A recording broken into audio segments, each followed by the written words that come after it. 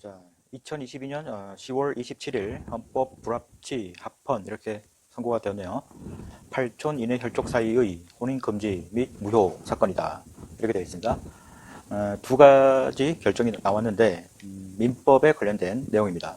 첫 번째는 재판관 5대 4의 의견으로 8촌 이내의 혈족 사이에서는 혼인할 수 없도록 하는 민법 제809조 제1항 이것이 혼인의 자유를 침해하지 아니하여 헌법에 위반되지 아니한다는 결정이 나왔고요. 합헌 결정이죠. 두 번째는 재판관 전원의 일치된 의견으로 민법 제809조 제1항을 위반한 혼인을 무효로 하는 민법 제815조 제2호는 헌법에 합치되지 아니한다는 결정, 헌법 불합치 결정, 잠정 적용 결정이 선고되었습니다. 자, 두 가지 결정인데 하나는 금혼 조항, 두 번째는 혼인 무효 조항 이렇게 되어 있죠. 사건 개요부터 한번 보도록 하겠습니다. 자, 청구인과 함땡땡은 2016년 5월 4일 혼인신고를 했다 이렇게 되어 있죠. 그런데 함땡땡이 2016년 8월 1일 청구인과 육촌 사이다 이렇게 해서 혼인 무효소를 제기하였고 그래서 법원에서 혼인 무효가 맞다 이렇게 판단을 했던 거죠. 이래서 청구인은 항소하였고 위헌법률 심판 재청 신청도 하였는데 모두 기각이 되었죠. 그래서 헌법 소원 심판을 청구했다. 이렇게 되니까 헌바 사건이 되겠습니다. 자, 심판 대상은 809조 1항과 815조 2호. 이 조항은 민법에 있는 금혼 조항이라고 불리는 것이고 또 하나는 혼인 무효 조항이다. 금혼 조항은 민법에 이렇게 되어 있습니다. 8촌 이내의 혈족 여기서는 혼인하지 못한다. 금혼이라는 거죠. 혼인을 금지한다. 그러니까 이제 8촌 이내는 혼인이 안 되는 거예요. 그리고 815조 만약에 이렇게 혼인을 했다면 모르고 혼인을 했어요. 8촌인지를 모르고 혼인을 했는데 나중에 알고 봤더니 8촌 관계였다. 이렇게 될 때는 그 혼인은 무효가 된다는 거예요. 자, 이게 815조.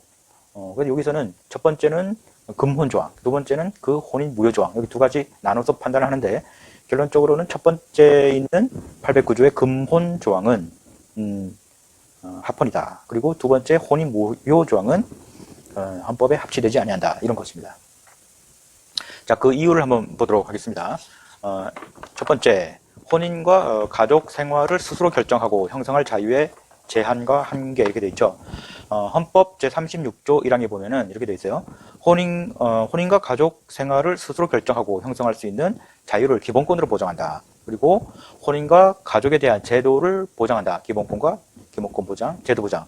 그런데 입법자는 이 36조 1항에 따라서 혼인과 가정을 보호도 해야 되고 혼인 가족 제도를 실현하기도 해야 된다. 그런데 이를 위해서는 한계를 준수해야 된다. 어떤 한계냐면 개인이 혼인과 가족 생활을 스스로 결정하고 형성할 수 있는 자유를 제한하는 경우 입법자가 기본권 제한의 헌법적 한계를 준수하여야 한다. 이런 제한이 있는데 그러면 심판 대상 조항은 어떻게 되어 있냐면 혼인과 가족 생활을 스스로 결정하고 형성할 수 있는 자유, 이거 혼인의 자유라고 그러는데 이것을 제한하고 있다. 그런데 이 제한이 헌법 제37조 제2항이 정한 기본권 제한의 한계 원리 내인 것인지 봐야 되겠다 이런 것이죠. 그래서 민법 조항이 이렇게 쭉 설치를 하고 있는데 자 넘어가서 그러면 이 사건 근본 조항의 혼인의 자유 침해가 어떻게 되느냐. 지금 이 사건에서 두 개로 분류해서 판단한 거죠. 첫 번째는 금혼 조항, 두 번째는 혼인 무효 조항. 금혼 조항은 합헌이에요. 이 근친혼에 대해서 부정적인 내용을 헌법재판에서 쭉 설치를 하고 그리고 이제 근친상간은 인류 문화에서 보편적으로 금기시되었다. 근친상간도 부정적으로 쭉 설명을 했습니다. 그러면서 이 사건 금혼 조항은 위와 같이 근친혼으로 인하여 가까운 혈족 사이의 상호관계 및 역할, 지위와 관련하여 발생할 수 있는 혼란을 방지하고 가족 제도의 기능을 유지하기 위한 것이다. 그렇기 때문에 그 입법 목적이 정당하다. 목적의 정당성을 인정했습니다. 두 번째로 넘어가서 또한 8촌 이내의 혈족 사이의 법률상의 혼인을 금지한 것은 근친혼을 부정적으로 봤는데 이 발생을 억제하는 데 기여한다는 것이죠. 그러니까 입법 목적 달성에 적합한 수단이다. 이렇게 판단을 했습니다. 그리고 이 사건 금혼 조항은 우리 사회에서 통용되는 친족의 범위, 양성평등에 기초한 가족관계 형성에 관한 인식과 합의에 기초하여 근친의 범위를 한정하는 것이므로 그 합리성이 인정된다. 그렇게 판단을 하면서 자, 민법이 정하고 있는 친족의 범위를 고려하여 정한 이 사건 근본조항이 입법 목적 달성에 불필요하거나 과도한 제한을 가하는 것이라고 볼 수 없다. 또 한편으로 이 사건 근본조항이 정한 법률론이 금지되는 혈족의 범위는 외국의 입법 내에 비하여 상대적으로 넓은 것은 사실이다. 그러니까 외국은 좀 더 근본 조항을 좁게 본다는 거죠. 뭐 4촌 이내에 혼인을 금지한다든가, 뭐 6촌 이내에 혼인을 금지한다든가 이렇게 되어 있는데 우리나라에서의 근본 조항의 범위가 8촌 이내라는 거죠. 그러니까 좀 넓은 거는 사실이다. 하지만 이 국가 간에는 이제 역사, 종교, 문화적 배경, 생활상 차이가 있다는 거죠. 그래서 상이한 가족 관념을 가지고 있기 때문에 국가 사이에 단순 비교가 의미를 가지기 어렵다 이렇게 판단하면서 결국에는 이 사건 근본 조항이 침해의 최소성에도 반하지 않는다 이렇게 판단하고 있습니다. 또 한으로 8촌 이내 혈족 이것은 넓다고 보기 어렵다. 근데 여기서 지금 5인의 의견이 이렇게 돼 있는데 사인은 이 8촌 이내의 혈족이 넓다고 보는 거예요. 그래서 사인은 이 8촌 이내의 혈족 이 근본 조항도 헌법 불합치를 의견을 냈는데 어쨌든 5인은 넓다고 보기 어렵기 때문에 합헌으로 결정한 겁니다.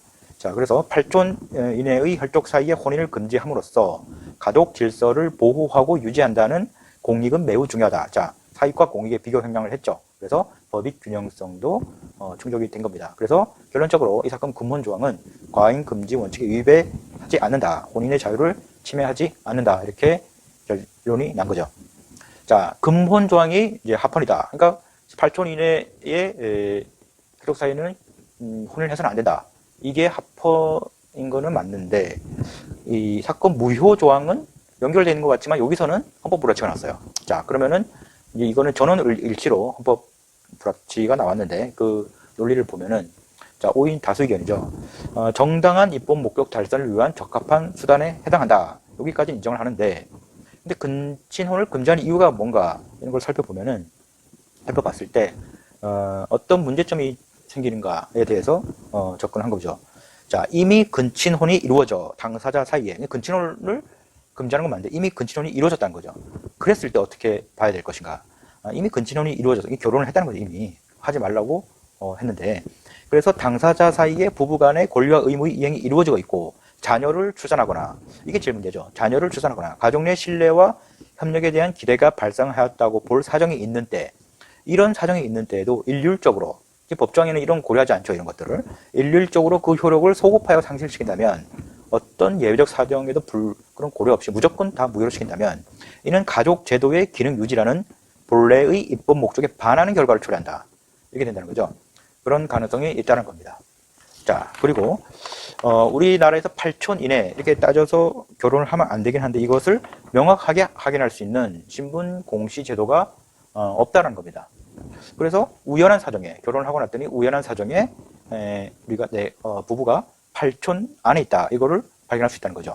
사후적으로 확인하게 되는데 이랬을 때 문제가 생긴다. 아까 좀 전에 봤던 그런 문제가 생기고 이 제소권자 혼인 무효의 제소권자는 아무런 또 예외도 없이 당사자 법정 대리인 4촌 이내 친족이면 언제든지 제기할 수 있다. 혼인 무효소를 아주 강력하게 혼인 무효를 지금 법이 꾀하고 있다. 이래서 이렇게 되면은 결혼해서 태어난 자식들은 그 자식들의 복리에 있어서 지나치게 가혹한 결과를 초래한다. 이렇게 볼 수 있는 거죠.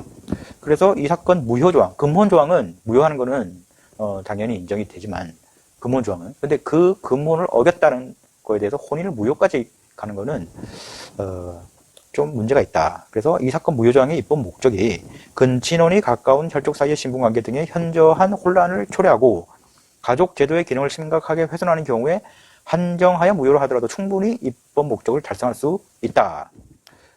그래서 만약에 이런 경우에 해당하는지가 명백하지 않다면 혼인 취소를 통해 취소는 장래요니까 그러니까 민법상의 그 법률행위 취소는 소급표지만 가족법상의 혼인 취소는 장래예요. 좀 구돌이 됩니다. 혼인 취소를 통해 장래를 향하여 혼인을 해소할 수 있도록 규정함으로써 가족의 기능을 보호하는 것도 가능하다. 그런데 이 사건 무효 조항은 어떻게 그런 예외적이 없다는 거죠. 근친혼의 구체적 양상을 살피지 아니한 채 8촌 이내의 혈족 사이의 혼인을 일률적 획일적으로 혼인 무효 사유를 규정하고 있다. 그래서 혼인 관계의 형성과 유지를 신뢰한 당사자나 그 자녀의 법적 지위를 보호하기 위한 예외 조항이 전혀 없다. 그렇기 때문에 입법 목적 달성에 필요한 범위를 넘는 과도한 제한이다. 그렇기 때문에 침해의 최소성을 충족하지 못했다. 자, 침해의 최소성에서 깨졌으니까 이제 법익의 균형성도 깨지겠죠. 그래서 경우에 따라서는 개인의 생존권이나 자의 복리에 중대한 영향을 미치고 한 당사자가 다른 당사자로부터 일방적으로 유기를 당하는 등의 이른바 축출 이혼, 여기에 악용될 소지도 배제할 수 없다. 그러니까 이혼 사유도 없는데 축출 이혼을 하기 위해서 이런 제도를 이용할 수 있다. 그런 가능성도 경우에 따라서는 인정할 수 있다.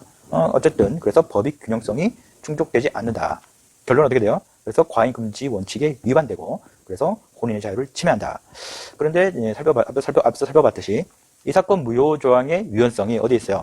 이 사건 무효 조항과 금연 조항 구별해야 되겠죠. 금혼 조항에 의해서 금지되는 근친혼을 어떠한 예외도 없이 처음부터 무효로 하는데 유연성이 있다는 거죠. 그렇기 때문에 이 입법자가 그런 예외를 어떻게 규정할 것인지는 고민을 좀 해봐야 되겠죠. 헌법재판소가 제시하기보다는 입법 형성권의 범주에 들어갈 수 있기 때문에 그래서 헌법재판소가 단순 위헌 결정을 하지 않고 어떻게 했어요? 헌법 불합치 결정을 선고했다. 이렇게 되어 있죠. 자, 사인 의견은 헌법 불합치 결정이 있는데 결국에는 헌법 불합치라는 거에 대해서는 일치하고 있습니다. 근데 사인 의견은 이 혼인 무효 조항도 헌법 불합치지만 금혼 조항, 앞에 봤던 금혼 조항, 8촌 이내의 혈족 사이에서는 결혼을 해서는 안 된다는 이 금혼 조항도 이 8촌이라는 게 너무 범위가 넓다. 외국의 입법례를 보면 4촌도 있고 6촌도 있는데 이 사건 개요에서 봤던 이 당사자는 6촌 관계였죠. 이 금혼 조항 자체가 넓다. 그러니까 금혼 조항도 날려야 되겠다. 이런 게 이제 사인 의견이에요. 그런데 이제 결국에는 이제 금혼 조항은 오인은 괜찮고 무효 조항에서만 이제 헌법 불합치 의견이 있으니까 결론적으로는 이제 이 결론적으로는 금혼 조항은 합헌, 그 혼인 무효 소송을 제기하는 그 무효 조항은 헌법 불합치 이렇게 결론이 난 사건입니다. 그래서 소교를 한번 보겠어요. 이 사건 무효 조항에 대해서는 2024년 12월 31일 요 시한으로 됐죠. 그때까지 계속 적용을 한다. 계속 적용을 하면서 헌법 불합치 결정을 선고하고 다만 당해 사건 지금 소송을 했던 이 사건에서는 이 사건 무효 조항이 2024년 12월 31일까지죠. 그때까지 개정이 되면 그 개정될 때를 기다려 개정된 신법을 적용하여야 할 것이다. 그렇게 돼 있어요. 그러니까 뭐 만약에 4촌 이내로 개정된다면 6촌이니까 좀 그런데 6촌 이내로 개정된다면 어쨌든 개정된 신법을 따라서 적용을 해야 된다. 이렇게 결정을 한 사건입니다.